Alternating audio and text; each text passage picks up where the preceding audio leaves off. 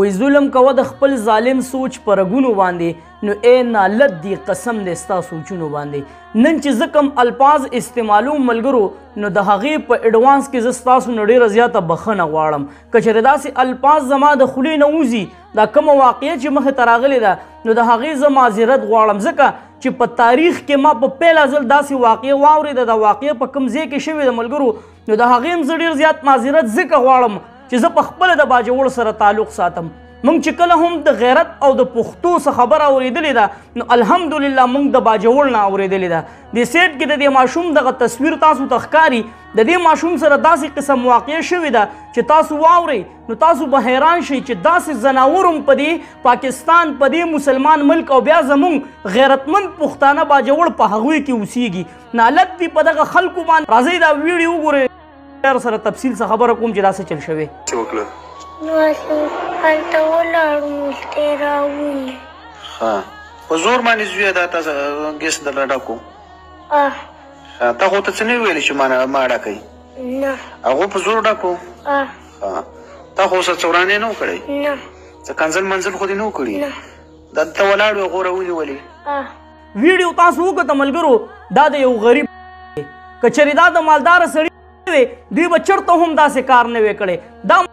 دغه ذلیله کسانو رانیولی دی ملګرو او څه چلې کړی دی کوم چې د پنچر دکان وي او هوا چولی کېږي په ټیرونو کې هغه د پرشر د هوا پیپ یې د دې ماشوم د میتیازو په دغه نالۍ کې ورکړی دی او دته یې هوا چالو کړی نو سوچ کوئ ملګرو چې دغه د پرشر هوا د دغه بدن ته تلي نو په دغه وخت کې څه تېرېدل دا چې بیا کله ډاکټر له بوتلی دی ملګرو نو د دې نه دغه هوا ویستې ده خو دا د غریب سړي بچی دی ځکه ورسره دوی داسې قسم کار کړی دی د دې کسانو سره صرف یو کار کول غواړي د بخښنې سره دا خبره کومه چې دوی له هم دقه پیپ دغه د پرشر د هوا پیپ مخې ته نه شاته په دغه ځای کې ورکول پکار دی او د دوی سره داسې قسم کار کول غواړي چې تر څو پورې د دوی د دې وجود د هر اندام نه دغه غوښې نه وي جدا شوي نو تر هغې پورې د دوی نه دا پیپ نه دي ویستل پکار ځکه ملګرو دغه وړوکی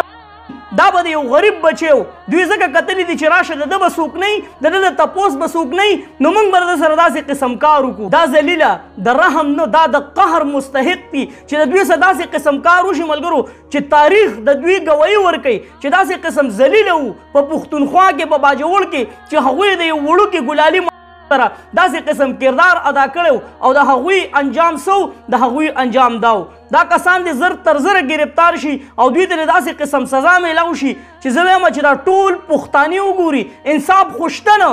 که چېرې انصاف وي په دې ملک کې که چېرې مجرم ته سزا میلاوېدی نو نن به یو ذلیله داسې قسم کار نه کولی هر سړی دې په خپل ځان باندې راوړي مړه سوچ وکئ زمونږ هم واړه واړه که چېرې زما د سره څوک داسې چل وکړي نو زه به د هغه په غوښو باندې سلا شم که د دغه سړي غوښې ماله چا راوړې نو زما د الله په ذات باندې قسم وي که زه د دې سړي په غوښو باندې هم سلا شم که چېرې ما د دغه سړي په غوښو باندې چکونه ولګول نو هم زه په دې باندې نه خوشحالېږم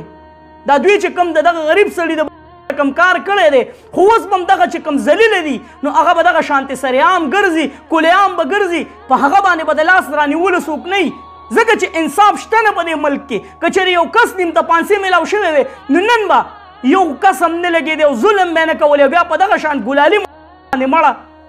سوچ کول پکار دی چې دا رانیولی او په دغه ځای کې دومره څوک نه و چې د دې ما فریاد یې اورېدلی وی دا چغې او سورې یې اورېدلی وی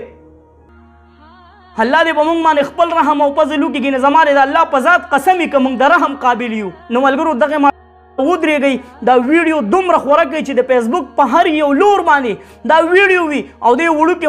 ګلالي به خاندان ته انصاف میلاو شي ځکه د دغه مور او د دغه پلار به په هغه وخت کې څه حالات وو چې دا بچی په دې حالات کې وردننه کړی